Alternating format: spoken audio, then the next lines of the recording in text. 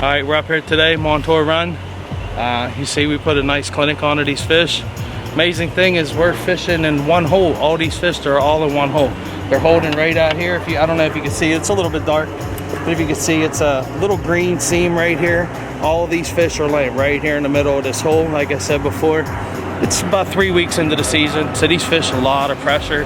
So you just got to keep changing it up, find out what they want, because these fish are always going to be willing to eat. You just got to find something different they haven't been hooked on before, and present it right, right flow, right depth, right presentation. These fish will eat and they will cooperate. Didn't take too long. Look at that, look at that. A long rod comes into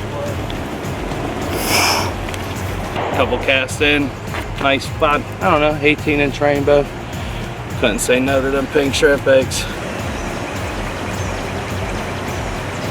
Ooh. Got that bobber down. Finally, you got a normal sized fish on there. Yeah, they all been pretty nice.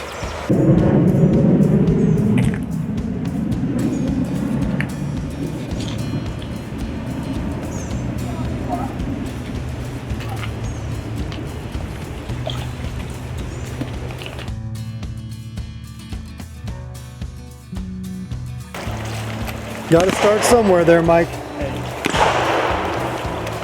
Yeah, James will do the honor since he's already down there. Yeah, right? That's what I'm paying him for.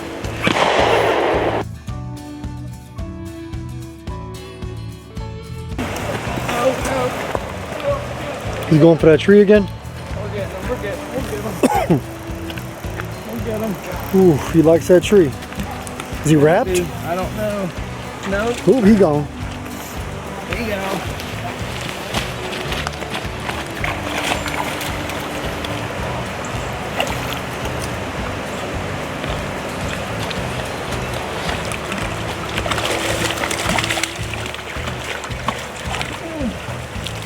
Another rainbow.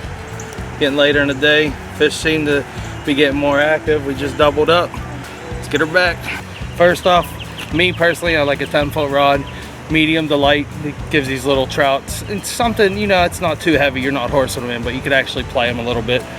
And I just have a 2500 series reel with 6-pound just monofilament Berkeley mono. I use the XT stuff. We got a lot of snags in the water here. And then let's go into a hook. Then just number 12 hook. Nice and easy. Throw 1 or 2 eggs on it. Get a nice drift. And then just have a little split shot. Water here, it's not super clear, but has a little bit of color to it. You don't really have to use fluoro whenever it has some color to it. So we just went with regular green mono. We did completely fine.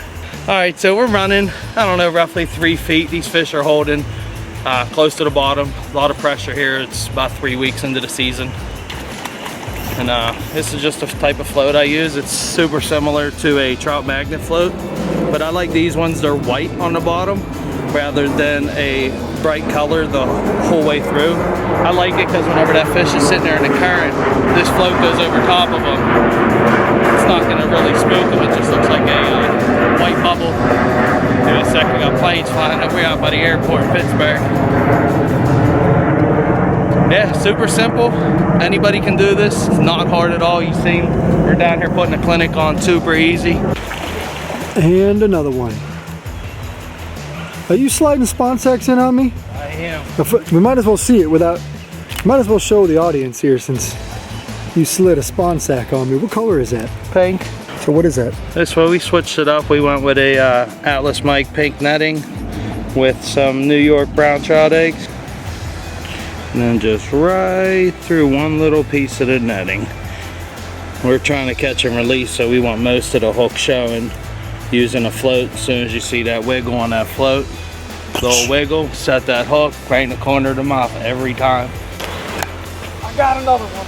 Man, it's closing good. Listen, catching up. He's not that big though. He's big enough that you better keep him out of that tree right there. He's big enough I might eat him. Even on a diet. Shh.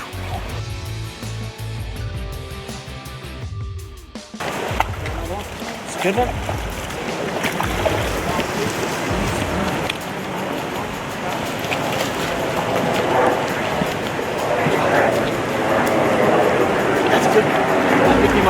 A double. 2 in the net.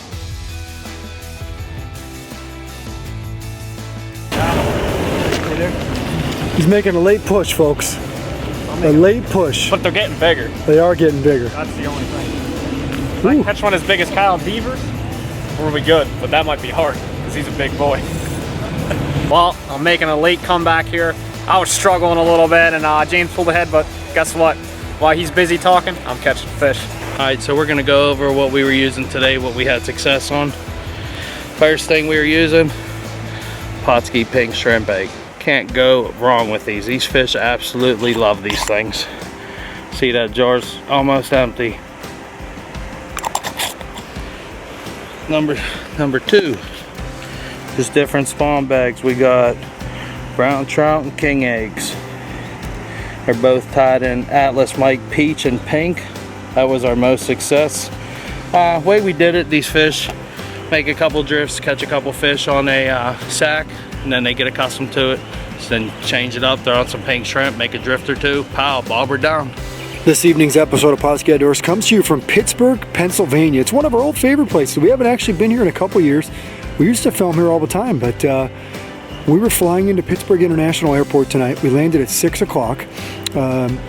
Came down here for about an hour and a half just to see if we could catch fish with James Swearingen of Steel City Anglers. This is one of his local places. He grew up fishing here, knows the creek really well, and boy was Montour Creek good to us. It had been stocked recently, just like it always is early in the season, and we came down here with 2 baits. Pautzke single pink shrimp salmon eggs, and then of course James brought his favorite spawn sacks. They were fire brine cured sacks, tied in Atlas Mike's netting. And sure enough, maybe a dozen or 2 dozen trout later, we had a blast, filmed a quick episode, and we're off to our next destination.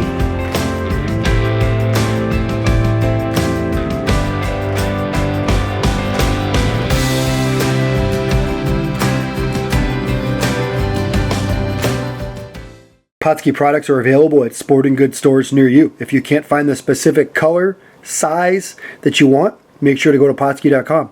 And as a thank you for watching Pautzke Outdoors, we're going to show you a coupon code to be used for 10% off your next order.